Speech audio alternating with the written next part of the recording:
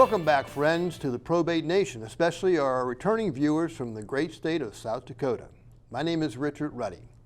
Tonight we will learn how South Dakota assets owned by a deceased person who lived in another state are probated through what is referred to as ancillary probate. You know, probate is very much like traveling on a slow-moving steam engine train, which calls to mind the train trip many years ago of a famous U.S. Supreme Court Justice, Oliver Wendell Holmes. When approached by the conductor who confirmed passenger tickets, Justice Holmes could not find his ticket. But the conductor recognized who he was and said that would not be a problem. Justice Holmes dissented, however, because he said it's not a question of whether I bought a ticket. The problem is I need to know where I'm going. We are fortunate to have with us tonight Jennifer Tomac, a South Dakota probate attorney who knows all about ancillary probate. She will share critical steps to be addressed and stops to be made in the course of any ancillary probate journey in South Dakota. But first, let me tell you a little bit about Jennifer. Jennifer and her husband, Jared, are often described as the wife and husband attorney team. Each of them worked for a number of years for the Fairfax County Commissioner of Accounts, the office that oversees probates in Fairfax County, Virginia. Jennifer was a staff attorney, and Jared, as an auditor, served as an auditor while he went to law school. Jennifer started her law practice in Virginia, and Jared joined her shortly after graduating from law school. And in 2015, they made the decision to return home to South Dakota and open a law practice in Rapid City, South Dakota. Their practice concentrates on estate planning, asset protection planning, elder law, guardianships and conservatorships, as well as probate. When they're not helping clients, they're busy raising 4 boys from college age to elementary school, getting them to and from church, various sports, rodeo, and all other things that kids from 10 to 20 do in South Dakota. Jennifer, welcome. Nice to see you again. Thank you very much. Nice to see you too, Richard. I appreciate you taking the time to be with us and with the Probate Nation family across the country. Before we jump into this topic, as I asked Jared when we had him on the show, you know, with all the YouTube videos out there on just about every topic under the sun, so many folks like to think they can do just about anything themselves these days. Is an ancillary probate in South Dakota something that they can do on their own, pro se, without an attorney? It's legally possible for them to do it on their own without an attorney. However, practically, it can be very difficult. There simply aren't forms available as there are on certain matters for say divorce in South Dakota, that kind of thing. And so it would be very difficult for a person who didn't have legal training to know what to present to the court in order to get this taken care of. Okay, well, and I think that's important for folks to know. So the program tonight is not intended to empower them to do their own ancillary probate, but to help them understand kind of the lay of the land as they go and see an attorney, which we, of course, are going to recommend. But let's talk about, you know, what is ancillary probate, Jennifer? So it's essentially an extra probate. So typically speaking, the original probate is opened in the state where the decedent was domiciled when they passed away. Ancillary probate is another probate that has to be opened in another state where the decedent was not domiciled when they passed away, but they owned property in that state. And so that property located in that state has to go through probate in that state court. Okay, so what assets do you folks typically see that need to be probated in South Dakota by a non-resident decedent's estate? It is almost always real estate of some sort, either an outright ownership in land or a home, or sometimes oil, gas, and mineral rights come up a lot in our area. So that could be it as well. Sometimes it's a car. Okay. Now, who needs to undertake to do this ancillary probate in South Dakota? Can the non-resident do it, or do they have, will a lawyer serve as the PR? So either way is acceptable in South Dakota, but you have to have somebody living in South Dakota be your resident agent if you don't live here. And so the court will ask for somebody here, and that can typically be your probate attorney. Okay. Now let's sort of talk about initiating ancillary probate. So what court in South Dakota actually oversees ancillary probates? It's the circuit court. The circuit court.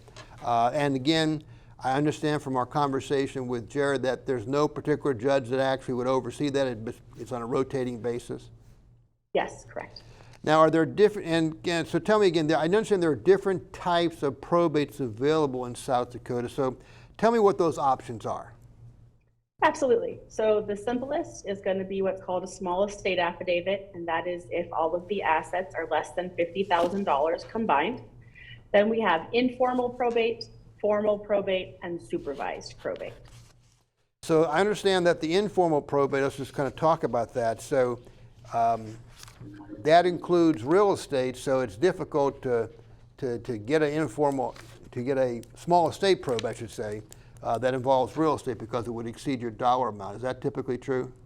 Typically speaking, yeah, typically any real estate is going to be worth over that $50,000 mark. So clearly, you know, there can be exceptions, but usually, yes. Okay, so let's talk about some of the, again, that's going to go over in more detail, some of the common assets that we see in an ancillary probate. So I know you mentioned real estate and farmland. You mentioned mineral rights. I've had some experience with mineral rights in Texas and dealing with landman. It seems like that is just a complete nightmare sometimes. Have you guys had much experience with that? It can be very difficult to track down a lot of times because quite often those oil, gas, and mineral rights maybe weren't producing a lot of income for a number of years. So people sometimes even forget that they own them, particularly as they get a little bit older. But they still have to be transferred to someone when you pass away. And so that can be an issue of tracking those down, figuring out the different proportions in which they're owned, because usually it's like, you know, brothers and sisters each receive proportions when mom and dad passed away. And right now in particular, there's, you know, a lot of oil drilling happening in the North Dakota and then northern South Dakota areas. And so some of those oil rights that were dormant for many, many years are now producing income for the owners. Right. And that is actually true. We've experienced that as well. Now, what is filed with the probate court to initiate an ancillary probate? So you need to file the certified copy of your letters of qualification from the state in which the primary probate was set up. Okay.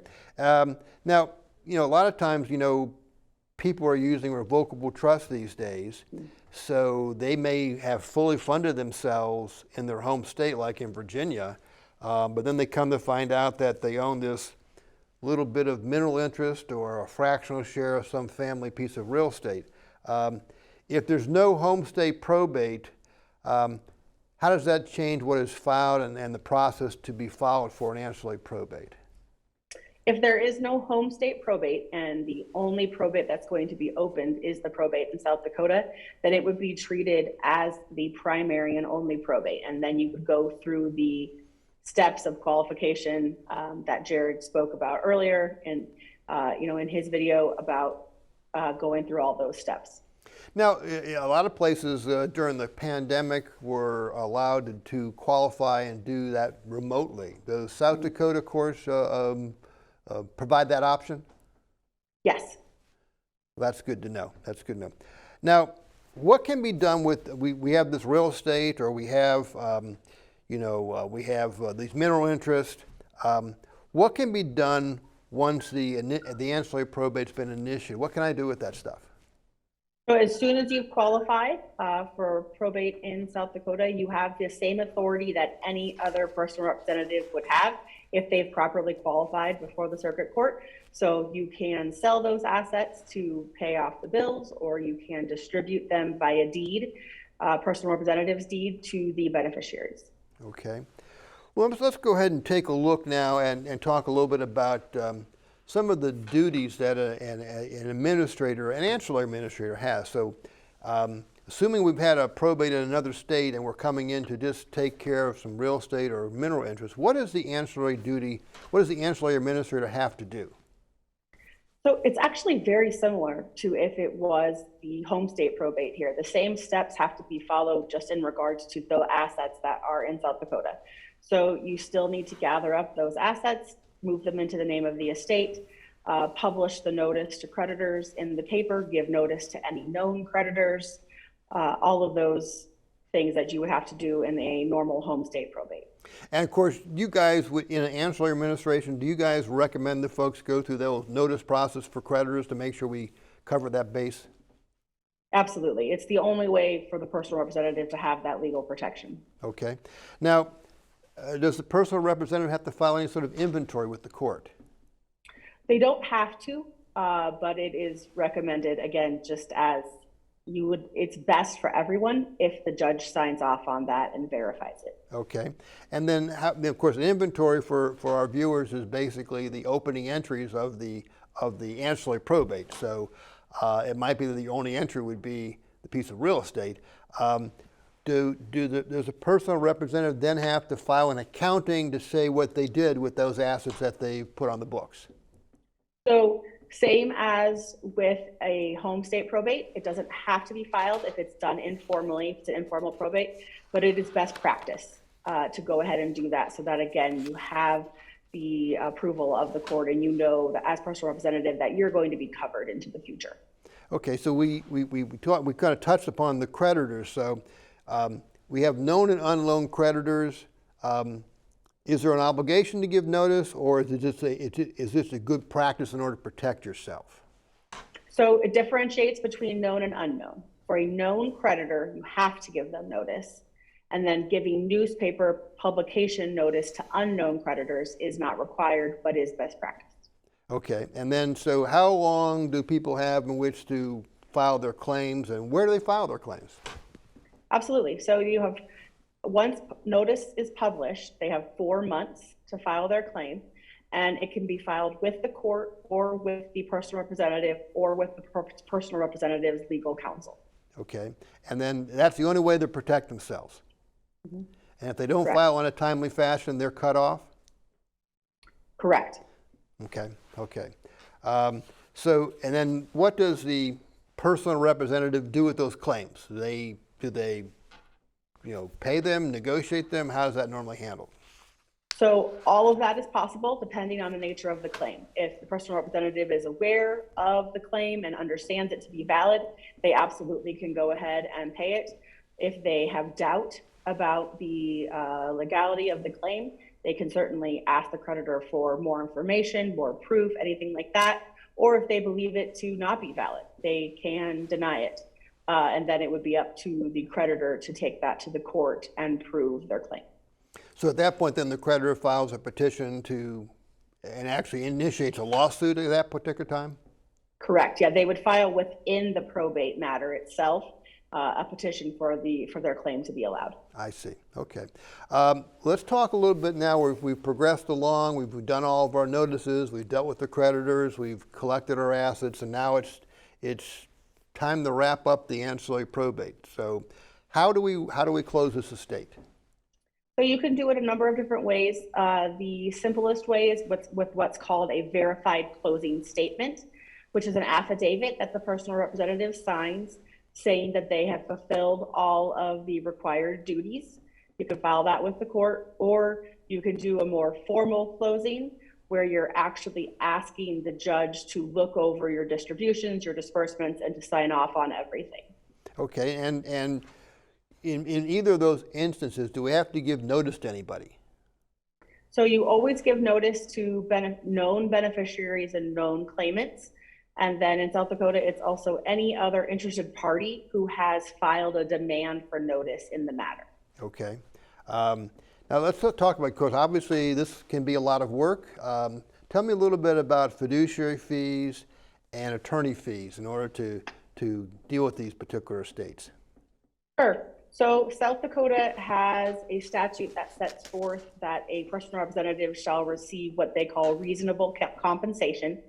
And then they give you kind of an idea of what that reasonable compensation will look like by giving you a percentage. So it is 5% of the first $1,000, 4% of the next $4,000, and 2.5% of everything else in the estate. Now, the value of real estate is only included in that calculation if the personal representative themselves sold the property during the administration of the estate. So if I do a deed of distribution out to the beneficiaries, I don't get any credit for that?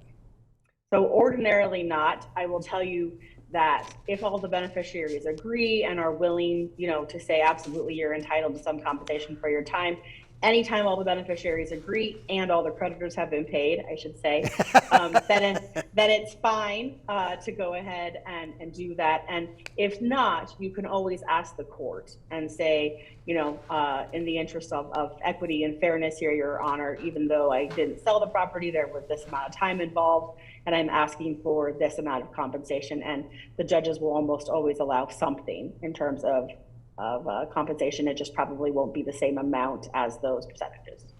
All right, let's talk about, we've been talking about ancillary probate. Let's talk how we can plan to avoid that. Okay, so first off, we just talked about the typical cost involved between fiduciary fees and attorney fees.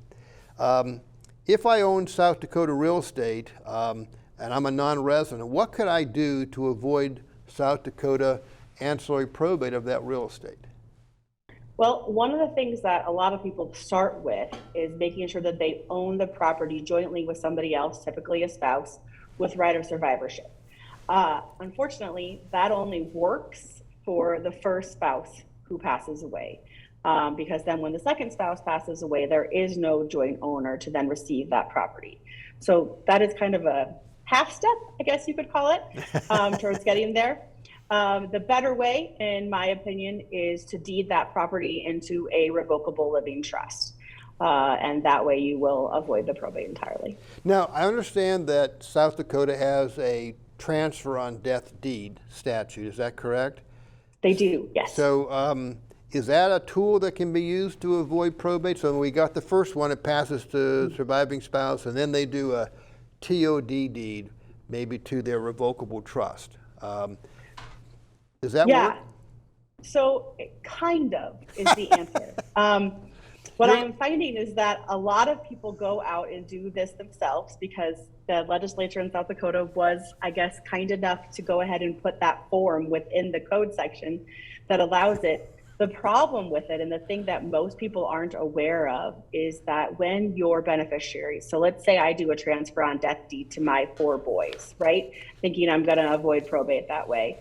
When they then receive that ownership of that property after I pass away, the problem is that creditors, in particular the Department of Human Resources, has 2 years after my date of death to file a claim against that property. And because they have that 2 years, title companies in South Dakota will not allow my children to sell that property for 2 years after they receive it. Holy smokes, that's really something. It is. And it's just unfortunate because a lot of people aren't aware of it. I absolutely. Well, let's talk about this. So, I'm in Virginia, I've done all my revocable trust, I've done my pour over will, I've got a financial power of attorney and all those medical, and then I decided to, as you guys did, I said, well, Virginia's nice, but I want to go home to South Dakota. And so I moved to South Dakota, but I have all these Virginia documents, okay? So now I'm in South Dakota, and I have a revocable trust. Is that going to work in South Dakota? Who's going to help me make edits to that if I want to change things? Yeah, great question. So the question on the revocable trust is, will it work here? Probably is the answer. But better safe than sorry, I always say. So I always recommend that if you move to a different state or a different country for that matter, that you have a local attorney review your documents to see if they were executed with the formalities that that state requires. So for instance, some states only require a will, a power of attorney, or a trust to have 1 witness. Some states require 2. Some states require a notary, others don't. And so you want to make sure that the documents you have are going to be valid in the state that you now live in. So for a trust in particular, most people are having those executed with 2 witnesses and a notary, which is the highest level usually required by any state. So if that's done, then it will be valid in the new state, but you are probably going to want to do an amendment to say that you're changing the situs of the trust or the place of administration so that you have the laws of your new state incorporated into that document at a minimum. So what you're getting at, though, is basically we want to make sure that when I go into the offices of a South Dakota attorney, that they'll change the law that governs that trust to be South Dakota so that then they can help me, because otherwise they would not be able to amend a Virginia trust unless they were a Virginia lawyer like yourself. So that's the important thing. So, but what about the I know you mentioned the wills, okay, and those are important to do. Obviously, the will's only going to be necessary if we actually have to probate something. But what about the financial power of attorney and medical decision-making doctrine? Those tend to be really state-specific. What is your advice to somebody who's moved to South Dakota from Virginia or another state? Should they have those things basically be updated and done under the new law, on South Dakota law? I think they should. The main reason is very practical. I will tell you, there's the legal side of all of this, but sometimes us lawyers can be practical as well. And the practical side of this is that if you walk into my local hospital here and you hand them a New York, California, Oregon healthcare power of attorney, they just don't know where things are in that, And so all of a sudden you're in this emergency situation, your family's freaking out, and the doctor's like flipping through the pages and doesn't know where to look. And instead, if you had updated it to a South Dakota one, they see those every day.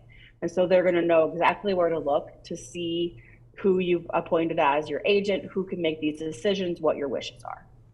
That's very good. That's very good advice, and I strongly endorse that, and that's certainly what we tell our clients when they move to another state.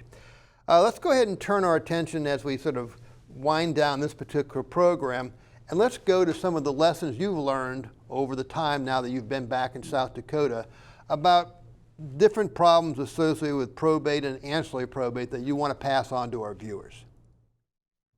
The number one thing, in my opinion, is that you are very open with your estate planning attorney and that you provide everything to them that they need to do a very comprehensive plan. Unfortunately, sometimes people come in and they say, I've already taken care of this account and that account. I have beneficiaries designated already, whatever the case might be. So I don't want to tell you about those. I just want you to plan for my house. And it's that kind of piecemeal planning that I find can leave people in difficult situations. And so I would really encourage people to be sure that you are letting your attorney know about every asset you own in the state that you currently live in and in any other state or any other country, so that they can assist you in being sure that you have a plan that covers all of your assets and a plan that works together. So that even if we are going to use those beneficiary designations, we want to make sure that that works in tandem with what your documents say. Okay, so let's go ahead and we're at the end of our time together. So what additional closing comments would you like to share with our viewers about ancillary probate and how people might best resolve that problem and solve that problem without having to get caught up in the ancillary probate system? I would tell you, I like to use analogies, which is that in this state of South Dakota in particular, we are very DIY people, okay? We fix our own fences, we repair our own toilets, we fix our own cars, and I totally understand that. And so if my toilet breaks and I tell my husband, honey, I'm gonna go call a plumber, and he says, no, I can take care of this. I know by the end of the night whether or not he actually was able to fix that toilet, right? It's either leaking or it's not. The same is not true about your estate plan. If you try to DIY your estate plan, you aren't gonna ever know whether you actually did it right or not, because it doesn't go into effect until you're gone and it's too late to know. And so I always encourage people to try to seek out some professional advice on this, so that you can be rest in confidence knowing that it is going to be taken care of the right way. Well, Jennifer, I want to thank you so much on behalf of the Probate Nation for visiting with us tonight, and for sharing with us both an overview of ancillary probate in South Dakota, as well as your advice as to what to do if that probate is necessary. Valuable information and a great public service for those viewers faced with the need to initiate an ancillary probate in South Dakota. So thank you very much for joining us. Happy to do so. Without a doubt, probate in and of itself can be complicated and confusing. This is especially true if the assets to be probated, such as a second home or mineral rights inherited over the years, are located in a different state than where your loved one lived at the time of their death. Jennifer has given you an excellent introduction to the ancillary probate process to handle that work in South Dakota, including steps to take, some pitfalls to avoid, and if you heed this advice, your ancillary probate train ride in South Dakota should go a bit more smoothly. But I would be remiss if I did not emphasize that handling an ancillary probate pro se without an attorney is not something I encourage. The guidance of an experienced probate professional will help you avoid unnecessary work, delays, and additional fees and costs. This brings us to the conclusion of our show. Hope you found the show helpful. Until next time, on behalf of the Probate Nation, I want to thank you for visiting with us.